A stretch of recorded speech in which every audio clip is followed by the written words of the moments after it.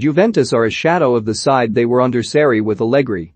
If Serie A ended today, Juventus's season would be a failure given the initial conditions and the money spent in the January transfer market. Massimiliano Allegri's side has less quality than his predecessors Maurizio Sarri and Andrea Pirlo, but he has built a greater defensive unit than they did. Under Sarri, Juventus's identity was clear with the Italians' love for the 4-3-3 formation and dominating possession. Allegri's style of football differs to his compatriot, but he recognized that his team was too defensive and lacked an aggressive attitude. This team has much fewer points with Allegri than Sarri's did at this stage of the season, and this is in part because the latter possessed the quality of Gonzalo Higuain, Douglas Costa, Sami Khedira, Blaise Matuidi and Miralem Pjanic. Sarri's skill was to be able to have players with great strength and international experience, while Allegri has many millennials such as Luca Pellegrini, Matthijs de Ligt, Dusan Vlahovic and many young players such as Manuel Locatelli, Weston McKennie, Arthur Melo and Denis Zakaria. Sarri's team had a unique characteristic, attacking spaces with speed, with the defense positioned almost as high as their midfield, squeezing opponents. With Allegri the situation has changed. The four-man defense plays about 2 meters in front of the penalty area because his philosophy calls for a compact team with very narrow lines.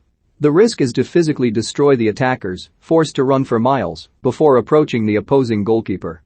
Allegri is an expression of an ancient football that can only win in Italy, unlike what was done by Antonio Conte, Carlo Ancelotti, Sarri, and Fabio Capello, to whom the latter here resembles a lot.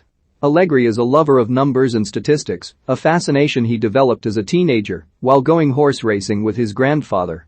For him, the legs of a player, like the legs of a horse, are the real indicator of the state of form of an athlete.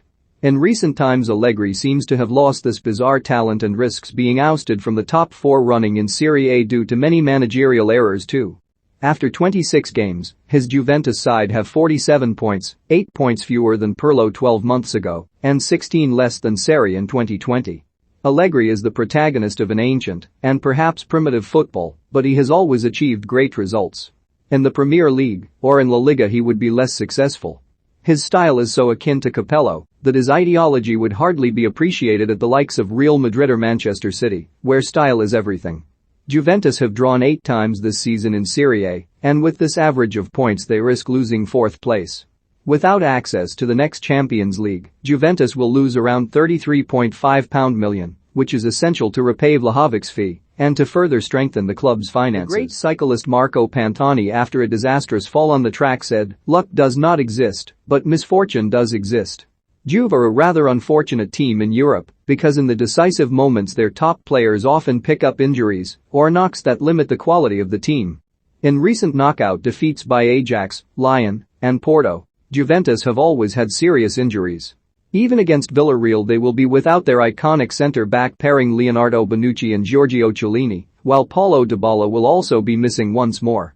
Cristiano Ronaldo's departure to Manchester United in August has played a telling part in Juventus's downfall.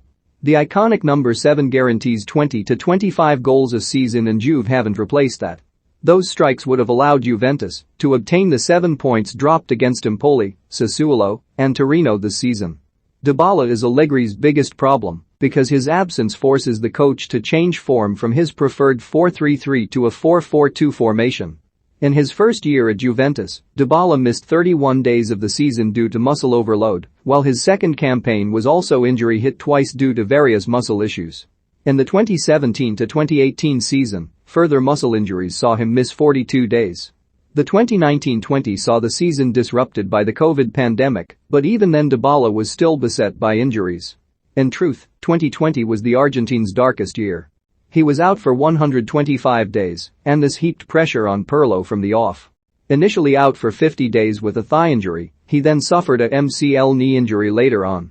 Over the course of this season, Dybala has accumulated another 65 days on the sidelines.